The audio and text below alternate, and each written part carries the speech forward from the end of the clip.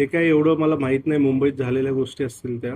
कुठंतरी मी वाचलं की माझे वडील गेलते, त्यांना फोनवर बोलले का गेलते भेटायला. त्यांनाच माहित असेल. एवढं मला त्या वरच्या लेवलच्या गोष्टी एवढ्या माहित नाही. तुमचे वडील दोन गेले हजार होते बारा- 2012 ची तुम्ही पूर्ण केली वडिलांची परंपरा कायम राखली बिनवरची. हे कसं घेतलं रस्ते काय कसं तर आम्ही तर तयारी केली ती सगळी निवडणुकीची. झालं तर चांगलीच गोष्ट आहे. बिनविरोध झाली, त्यांचेही आभार मानतो. तुम्ही जो उल्लेख केला तुमचे वडील सिल्लोडवरती भेटल्याची बातमी आहे. काय नेमकं पवारांचं मन कसं वळवलं? नाही, माझं बोलणंच नाही झालं त्यांच्याशी. बातमी मी टीव्हीलाच ऐकली अच्छा.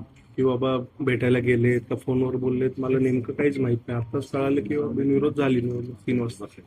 तुम्ही गेल्या 2 दिवसांपासून सांगत होता पुणे जिल्ह्यासाठी मी काम करणार आहे. काय तुमची रणनीती आहे जिल्ह्यासाठी? आता सर्वप्रथम मी जे आमची रणनीती होती, निवडणूक लागली तर कसं सगळ्यांना भेटायचं, सगळे जे आमचे मतदार आहेत त्यांचे काय प्रश्न आहेत त्या सगळ्यांनाच मी भेटणार आहे. जरी बिनविरोध झाले असतील तरी त्या सगळ्यांनाच माझं आपल्या माध्यमातून सांगतो की मी सगळ्यांच्याच जिथं काय बाबा समजा 50चे किंवा 60चे असं ग्रुप करून सगळ्यांनाच भेटणार आहे.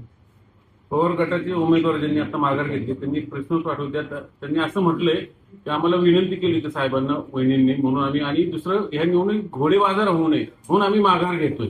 तुम्हाला खरंच वाटतं तर घोडेबाजार होईल? घोडेबाजारचा प्रश्नच नाही. निवडणुकीत मी पहिलेच सांगितले 95% मतं ही महायुतीची आहेत, म्हणून त्यात घोडेबाजाराचा प्रश्नच येत नाही. 5% मतं ज्यांची असतील त्याच्यात काय घोडेबाजार. त्यांनीच इनफॅक्ट असा प्रश्न आहे की ते करू शकतील जर करायचंच म्हटलं तर. आम्हाला करायची गरज नाही ना. तुम्ही आता म्हणताय की मी जरी बिनविरोध असले तर सगळ्या मतदारांना भेटणार. 700 ते 750 लोक आहेत सगळे महायुती आणि सगळे मिळून सगळ्यांना भेटणार. सगळ्यांना भेटणार मी. महायुतीचे जितके आमचे मतदार आहेत त्या सगळ्यांना मी पुढच्या 8-10 दिवसात आम्ही सगळी टीम म्हणून सगळे जाऊन सगळ्यांना भेटणार. पण त्यांना तुम्ही संधी दिली नाही मत द्यायची. म्हणूनच भेटणार जाऊन सगळ्यांना. उमेदवारी मिळण्यापूर्वी तुमचं मुख्यमंत्र्यांशी बोलणं झालं अशी माहिती होती. मुख्यमंत्री तुम्हाला फोन आलेलं होतं. काय बोलणं झालं ज्यावेळेस उमेदवारी मिळाली त्यावेळेस मुख्यमंत्र्यांनी? तसं नाही, एक कुटुंब म्हणून आम्ही, वडील भारतीय जनता पक्षाचे उपाध्यक्ष होते, परत खासदारही आम्ही सहयोगी सदस्य होतो भाजपचे, म्हणून कुठलाही निर्णय घ्यायच्या आधी आम्हाला कर्मप्राप्त होतं की बाबा त्यांना भेटून त्यांचा किंवा त्यांच्याशी बोलून मगच पुढचा निर्णय आम्ही घेणार होतो. ते आम्ही घेतला आणि मग जे काय झालं नाही, ते. थोडा तुम्ही सीएम सरांना विश्वासात घेऊनच इकडे आलात. मग असा एक जो आरोप होतो की तुम्ही सीएम सरांची उमेदवार आहात, त्याला पुष्टी मिळते नाही का? तसं नाही.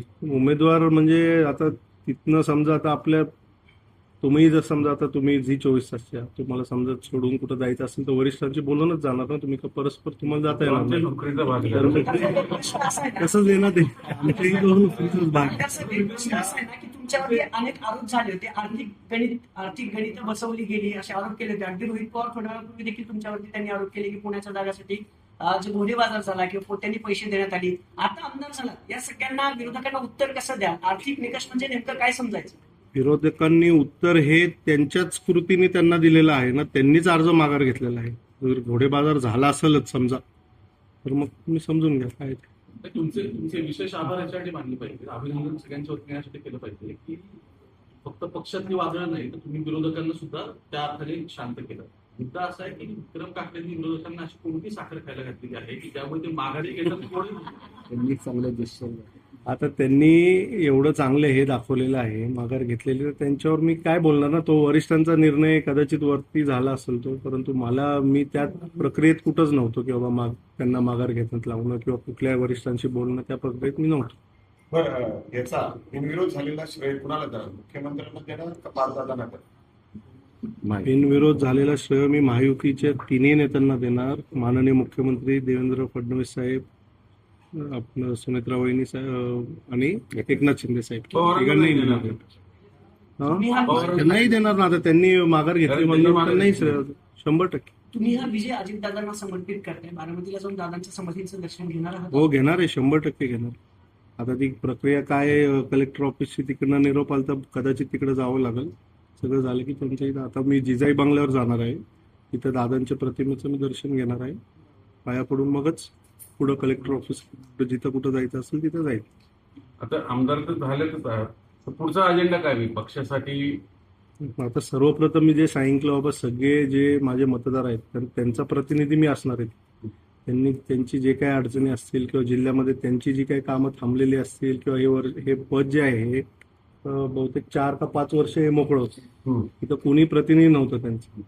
त्यांना जाऊन त्यांच्या भेटी घेऊन त्यांच्या काय अडचणी अडीअडचणी असतील ते त्या अनुसार मग पुढची कारवाई. 2017 साली ज्यावेळेस काकडे साहेब भाजपात गेले तर त्यांनी राष्ट्रवादीचे काही नगरसेवक फोडून तिकडे नेऊन त्यांची सत्ता आणली होती. आता तुम्ही परत इकडे आलेला आहात तर भविष्यात तसे तुम्ही महायुतीत आहात पण पुन्हा पक्षाची ताकद पुन्हा इकडे रिगेन करून घेणार. आम्ही नवीन उमेदवार घडवू, नवीन पक्ष प्रवेश करू, नवीन कार्यकर्ते तयार करू आणि मग त्यांना उभं करू.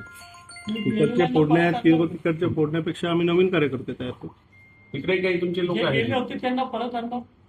नाही, आता जे त्यापेक्षा आम्ही नवीन कार्यकर्ते हे करण्यामध्ये जास्त आम्ही आमचं एनर्जी घालू असं मला वाटतं. शुभेच्छा. थँक्यू.